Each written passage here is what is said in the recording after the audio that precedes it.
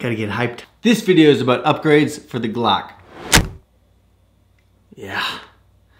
This video is for the new shooter or maybe someone who doesn't have a lot of experience modifying their pistols, or for someone who likes YouTube videos. When I first started modifying my guns, I wasted a ton of time and a ton of money with disappointing results on modifications that really didn't translate to better shootability on the range.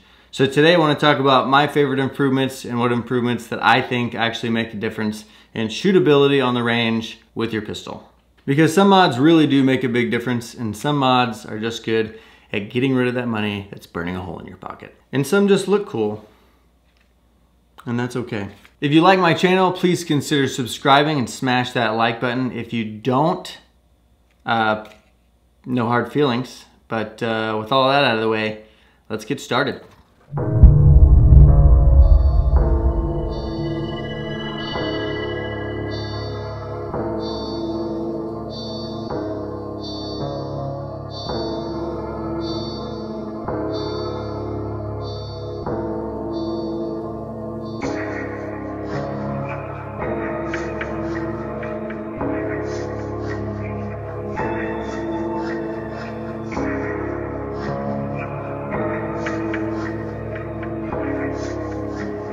Go gentle into that good night.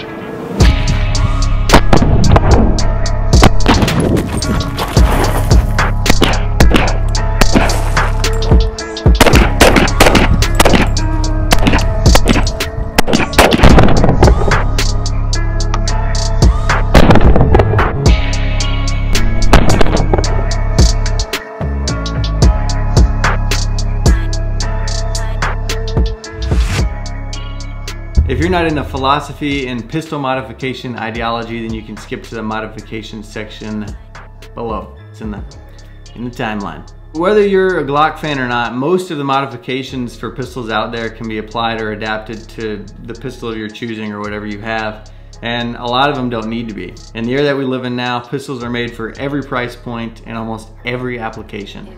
And many of the modern polymer frame pistols that we have now are product of manufacturers designing pistols to compete with Glock's iconic design in the 1980s. So in order for pistol manufacturers to be successful, they strive to appeal to the largest number of people possible. Most firearms you'll buy are good to go right out of the box, just as they are. But modifications allow shooters to tailor their experience, overcome deficiencies that are specific to them, or just add some customization. Because despite how much people like to hate on Gucci Glocks, I love them.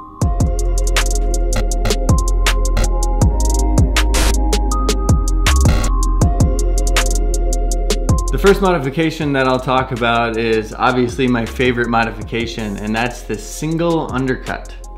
A single undercut is when you remove material from the underside of the trigger well here, and it allows you to get higher up on the pistol. I have pretty big hands, and that's why I transitioned from the Glock 19 to the Glock 45 as my main squeeze. For those of you who don't know, the Glock 45 is essentially a Glock 17 frame, full-size Glock frame, with a Glock 19 slide. I personally really like this combo.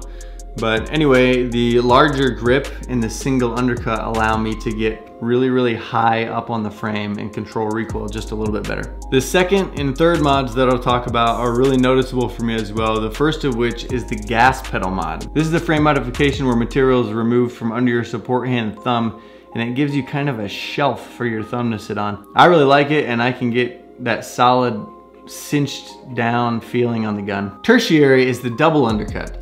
Double undercut is where you remove material from under the trigger guard, allowing you to get higher up on the gun with your support hand as well. Some custom stipple guys will stipple the area here as well on the bottom for that double undercut, and again, it's just to get higher up and get a tighter lockup on your pistol. The more real estate that you can get on the pistol, and the higher you can get to the bore axis, the better recoil mitigation that you're gonna have and the better overall control you're gonna have over your pistol. I think any one of these mods is great, but when you put them all together, it really does give you a custom feel, and it makes the pistol feel pretty solid and secure in your hands. So double undercut, single undercut, and a gas pedal.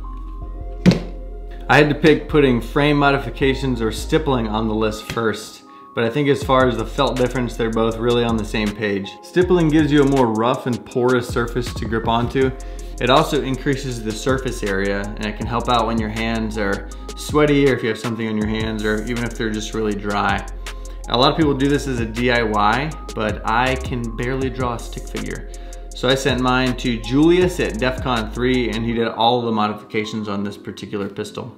I'm a little bit OCD when it comes to straight lines and things looking really nice that I put a lot of value in, like my firearms. And Julius at Defkon did an amazing job. This video is not sponsored by him. I just really like the way that this turned out. I'm also not a big fan of branding, but he put a couple of his logos on here and his name, and it's sick. I love it. However, depending on your artistic skill and the steadiness of your hands, you can get the same effect or a similar effect of stippling or any of the other frame mods that I've mentioned here with a Dremel tool and a soldering iron and maybe a little bit of practice. If you would like to avoid the chance of possibly completely ruining your frame with a Dremel tool and a soldering iron, another very effective option that I've tried that I really like are these Talon grips right here. I've had these on here for somewhere around 3 years. This is the first set that I've had, and they've held up really, really well. Sometimes I've had to re-adhere them, and you can do that just by taking a heat gun and going over the areas that are peeling up and then just applying some pressure. But this is the first set. They're getting a little worn down now, but they're still extremely tacky, and they're better than any stock pistol grip that I've ever felt. So definitely worth it, and these are maybe 1/10 of the cost of getting your pistol professionally stippled. I don't think you can really go wrong with either one of these mods. Both of them are a significant upgrade over a stock pistol grip. It's just, you know, whatever floats your boat and your bank account.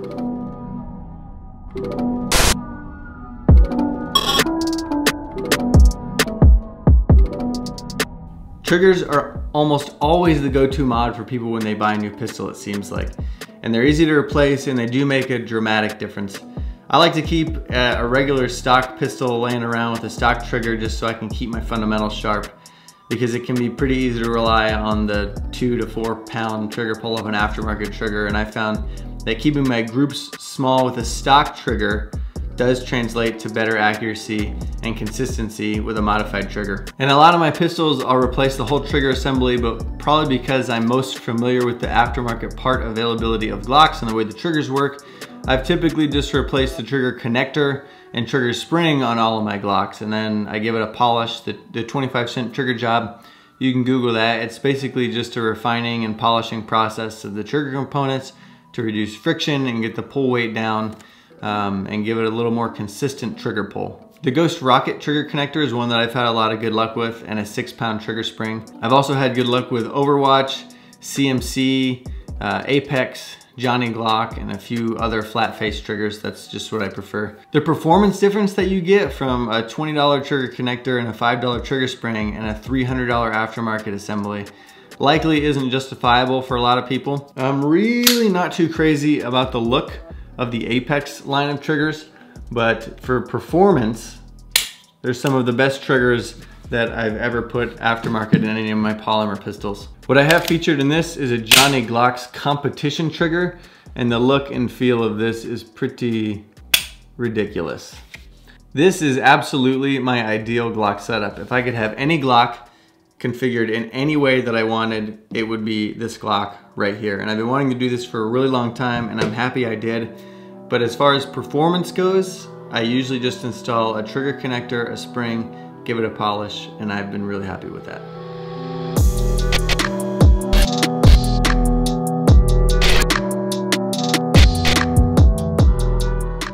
I really should have put controls higher up on the list, because they're one of the best bang for buck mods that you can get. But here we are. The controls on the stock Glocks are pretty low profile, and for me, the slide lock has always been super hard to actuate. Same with the mag, they've always been kind of difficult to actuate consistently. If you just take the gun and hold it, I mean, it's usually not a big deal. You might be sitting at home. That old Principal Caliber guy, idiot. But when I'm on the range and I'm shooting a lot, or if I'm in a competition and maybe I'm a little bit nervous, it adds quite a bit of consistency for releasing the mag and releasing the slide. The two modifications that I will replace obviously are the mag release and the slide release. The takedown controls have always been just fine for me. I've ordered quite a bit of stuff from the Glock store, and the last time I went with Vickers Tactical, and these are by far the best that I've ever had. I'm not sure exactly why I like these Vickers Tactical controls so much more than anyone that I've ever tried, but they are a considerable upgrade. They keep pretty close to the same low profile design as the original Glock controls, but they require significantly less pressure to release the slide and to release the magazine. Considering how much these controls cost and the usability that you get out of them compared to the stock Glock controls, it's kind of a no-brainer, and they will be going in all the rest of my Glocks if they make them for all the rest of my Glocks.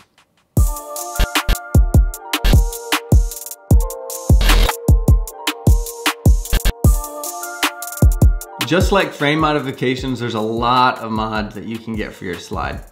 Slide cuts for magneporting of your barrel, or lightning cuts to reduce the weight of the slide, serrations, optics cuts. There are a ton of mods for your slide. I have the lightning cuts on this Q5, and as far as recoil is concerned, it's just the same as every other pistol, although I love my Walther. In my opinion, if you want to shoot a pistol with significantly reduced felt recoil, then reloading is going to be your friend. Outside of that, a pistol with a lot of weight like a CZ Shadow or an X5 Legion will make a really big difference in the amount of felt recoil. And outside of all of that, grip is probably the most noticeable factor that you can train to reduce recoil and improve your follow-up shots. I can tell you that these very aggressive forward serrations on this KAB Defense slide do allow me to press check every time I chamber around, because I like to look, and I like it. This is the first pistol that I've had an aftermarket slide on like this, and I bought it because of the optics cut, and honestly because it looked really, really cool. But it has been tremendously functional. There have been times when I'm at the range when my hands are super sweaty or super tired, or I get a cut and I have blood on my hand, and I just want to change up the way that I chamber it. And I mean, this thing is hard not to be able to chamber it. It has so much grip, and it's surprisingly functional. On the flip side, the only problem that I've had with this is fitting it into some of my Glock 19 or Glock 45 holsters.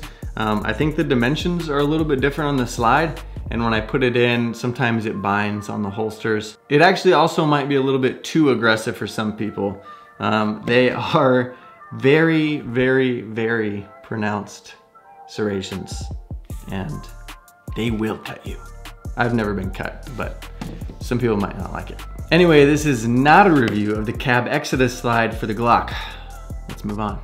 So in the past few years, pistol optics have really come down in price as more manufacturers kind of dive into the market. Glock makes a Glock MOS, and many manufacturers are making removable plates and rear sights now for the installation of an optic, but I wanted something that looked like it was made for the optic, and that's what I wanted. So that's what I bought. I wanted a slide that retained the rear sight and had the ability to add an optic. So that was one of the reasons why I bought an aftermarket slide. A lot of the plates now, although they do sit low, you have to add another plate which brings the optic up a little bit, and you do have to remove the rear sight on many of the optics that come with this setup. These mods are pretty good, and they add a lot of aesthetic value in my opinion, but with the availability of optics cuts from stock pistol manufacturers, these options are definitely more of a nicety.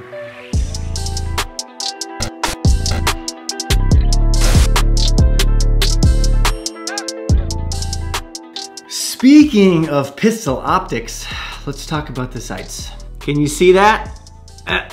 Yeah. I swore I was out of batteries when I tried to first start using a red dot on a pistol. I was not. So there's definitely a learning curve learning to use a red dot on a pistol, but there are some distinct advantages if you can get used to it. Some dots have a larger viewing window and it's much easier to pick up the dot. I have a Leupold Delta Point Pro that I actually sadly prefer over this. I do love Leupold, but I love the way these Trijicons look. But nevertheless, it is definitely more difficult, and there is a much higher learning curve to attain the dot quickly and consistently on this Trijicon RMR. It's an RMO6. It's a great dot. In my mind, it's beneficial in a defensive situation because you can keep your target in focus and you only have a single point of aim. You superimpose your dot and you're good to go. Obviously, if you train with iron sights and you're more proficient with iron sights, then you're gonna use iron sights. But in theory, this is a major benefit of having a red dot on a pistol. There are some aftermarket iron sight options that also work really, really well. These are the stock sights that came on my Walther Q5. It's got a fiber optic front sight post and blacked out rear sight post, and I love that combo. The dot is super easy to pick up, and in competitions, what I usually do is I pick up the dot, I put it on the A zone, and I usually hit C zones. But that margin of error is pretty small. If you're used to pointing with the same pistol you train with, those iron sights work really good. The Ameriglo iDot Pros with black rear posts work really well for picking the dot up quickly. I've also really liked the all black suppressor height sights on this one from Dawson Precision. They're really non-obtrusive, really good backup sights. And if it's daylight out, which is what I shoot in 99% of the time anyway, I can also pick these up a little bit slower, but they're really good for precision shots. Fiber optic sights pick up a lot of light. It's really dark in here and you can see how well this is lit up. A lot of people like tritium because they're good for bedside tables and you can see them because they're radioactive.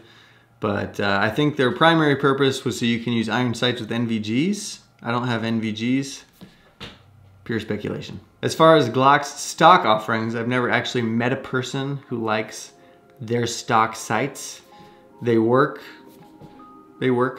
So I guess it's good for us that there are some solid aftermarket options. If you do run a dot, I'd say it's a good idea to change the battery on a schedule. I change mine on my birthday every year.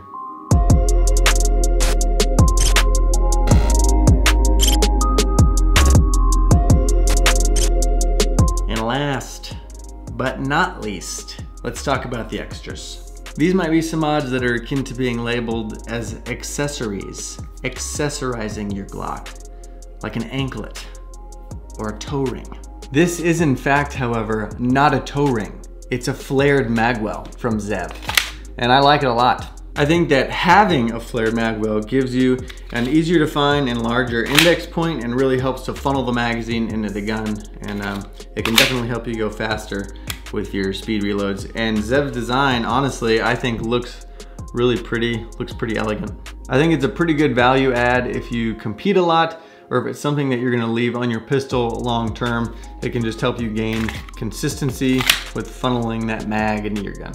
Next up is another value add from the guys at T-Rex Arms, and this is the Arrendado baseplate that I have. These are relatively small for the capacity that they give you. These are +5. So with the full size 17 round magazines, this gives you 22 rounds.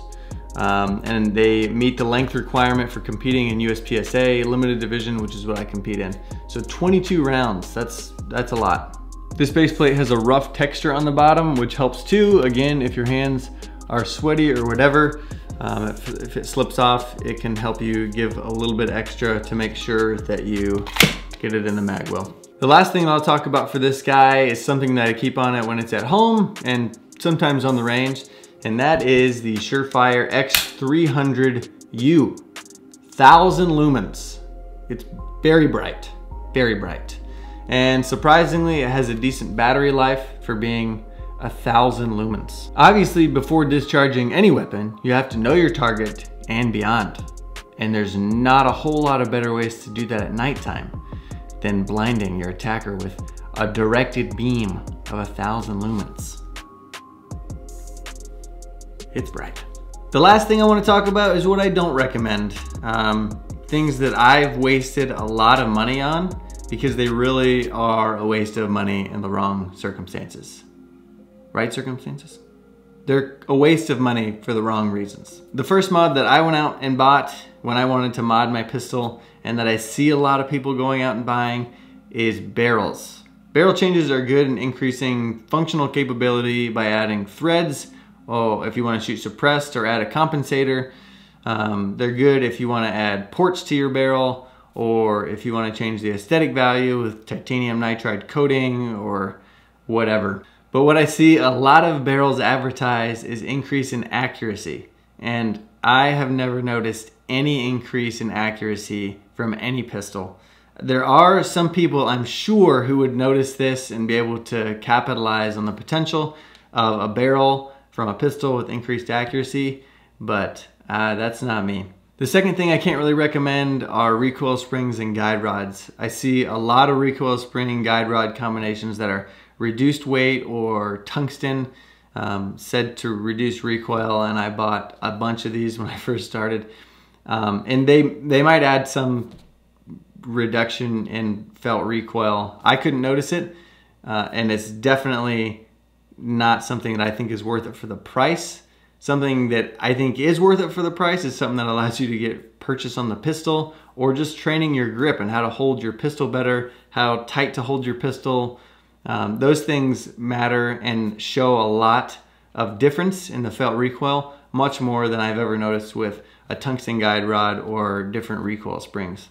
What I have had when I've replaced some of these springs is reliability issues.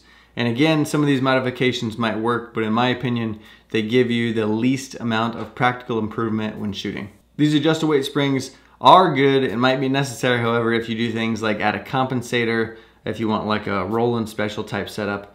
But for the average pistol and what some of the marketing portrays, I don't think they're worth it.